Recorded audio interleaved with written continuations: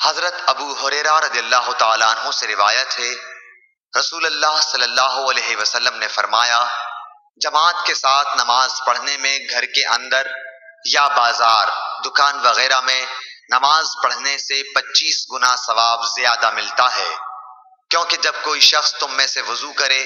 اور اس کے آداب کا لحاظ رکھے، پھر مسجد میں صرف نماز کی غرض سے آئے تو اس کے ہر قدم پر اللہ تعالیٰ ایک درجہ اس کا بلند کرتا ہے اور ایک گناہ اس سے معاف کرتا ہے۔ اس طرح وہ مسجد کے اندر آئے گا، مسجد میں آنے کے بعد جب تک نماز کے انتظار میں رہے گا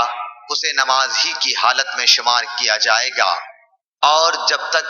اس جگہ بیٹھا رہے جہاں اس نے نماز پڑھی ہے تو فرشتے اس کے لیے رحمت خداوندی کی دعائیں کرتے ہیں کہ اے اللہ اس کو بخش دے، اے اللہ اس پر رحم کر، جب تک کہ ریح خارج کر کے وہ فرشتوں کو تکلیف نہ دے۔ صحیح بخاری حدیث نمبر 477۔